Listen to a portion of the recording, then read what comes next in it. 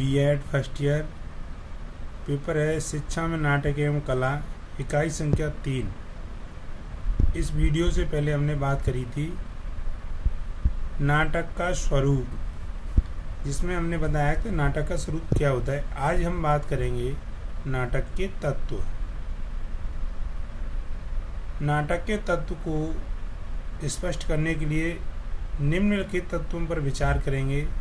इसके विचार अलग अलग तथ्य हैं। कथा वस्तु। कथा वस्तु नाटक का आधारभूत है, यानी कथा वस्तु है वो नाटक का आधारभूत बताया गया है। भाव वस्तु का अर्थ, यानी कथा वस्तु का अर्थ नाटक की केंद्रीय कहानी का स्वरूप है। कथा वस्तु द्वारा ही एक नाटक की भाषा, वेशभूषा, परिवेश, संवाद, प्रभाव आदि तय होता है। यानी कथा वस्तु, जो आज हम बात कर रहे हैं नाटक के तत्व में, जो कथा वस्तु है उसमें कहानी का स्वरूप निर्धारित करती है कि इसकी वेशभूषा कैसी है, परिवेश कैसा है, संवाद कैसा है और प्रभाव भी कैसा है। क्योंकि इससे ही पता चलता है कि कहानी, जो नाटक की केंद्रीय कहानी होती है, केंद्रित कहानी का स्वरूप होता है, उसका हम पता लगाएंगे तो इसके माध्यम से ही पता चलता है। इसका दूसरा पॉइंट है इसमें कथा वस्तु के भेद, यानी कथा वस्तु के भेद हैं वो इस प्रकार से 2 भागों में बांटा गया है।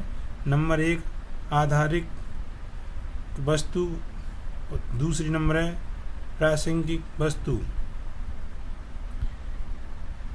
3 नंबर है कथा वस्तु का विभाजन। यानी जो कथा वस्तु होती है वो उसका विभाजन किस प्रकार होता है। नाटक के एक एक भाग को एक एक अंक कहते हैं। जो नाटक का जो भाग होता है उसको एक एक विभाग कहते हैं। ऐसे हम सरकारी डिपार्टमेंट बटे हुए थे, उनके अलग अलग विभाग होते हैं, ऐसे ही नाटक के भी अलग अलग भाग होते हैं और एक एक अंक कहते हैं उसको। अंक वर्णिक नायक नायिका के पात्र पर चरित्र और आचार विचार को दिखाया जाता है। यानी इसमें नायक और नायिका के जो पात्र होते हैं उनके आचार और व्यवहार को दिखाया जाता है कि वो किस प्रकार का है, क्योंकि तभी तो इसका विभाजन होगा। ये जो नायक और नायिका है उसके अलग अलग पात्र होते हैं और पात्र का चरित्र और आचार विचार का व्यवहार को दिखाया जाता है। इसका नंबर 4 है पात्र एवं चरित्र चित्रण। भारतेंद्र जी ने नायक नायिका एवं जो मुख्यतः नायक होते हैं नाटक का में, उसको बताया गया है कि पात्रों से संबंध, अपने विचार प्रकट किए जाते हैं। अन्य गौण नाटकीय पात्रों के विषय और अपने विचारों को अभिव्यक्त नहीं की जाती।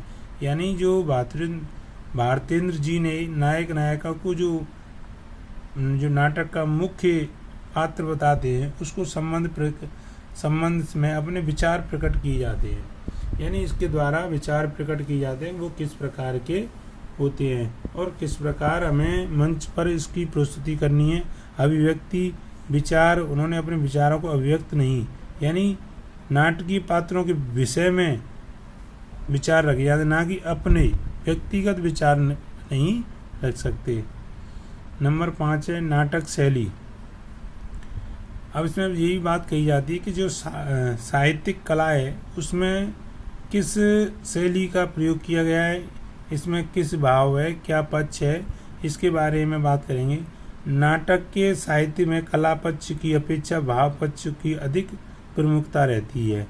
यानी जो नाटक शैली है उसमें नाटक साहित्य में कला पक्ष की अपेक्षा भाव पक्ष की अधिक प्रमुखता रहती है। नाटक गत कथ्य के लिए व्यवहारिक भाषाओं का प्रयोग वांछनीय। नाटक रंगमंच का प्रदर्शन की वस्तु और भारतेंद्र जी के अनुसार सहज बोधभाग्य, पात्रानुकूलन भाषा तथा पद्य सीमित प्रयोग नाटकीय रचना विद्वान आवश्यक है। यानी भारतेंद्र जी के अनुसार सहज और पात्रानुकूलन भाषा पद्य को सीमित प्रयोग से नाटकीय रचना में विद्वान आवश्यक गुण है। अगर हम पात्र की भाषा और गद्य सीमित नहीं करेंगे तो उसमें जो नाटकीय शैली है उसका किस प्रकार हम प्रयोग कर सकते हैं, क्योंकि किसी पात्र को कार्य करने में, किसी रंगमंच पर प्रदर्शन की वस्तु है उसमें किसी पर कार्य करने में कोई दिक्कत होती है तो उसे उसकी भाषा समझ में नहीं आएगी, तो उस प्रोग्राम को किस प्रकार वो प्रस्तुत कर पाएगा। क्योंकि नाटक शैली में जब कलाकार, जो नायक नायिका या कलाकार होते हैं, तो अभिनेता होते हैं, उसको अपनी मुख्य बातों को ध्यान में रखा जाता है कि उसकी भाषा शैली कैसी है, उससे मिल जाएगी कि नहीं मिलेगी। हमें सभी बातों का ध्यान रखना चाहिए। धन्यवाद। कल करेंगे नाटक के भेद के बारे में चर्चा।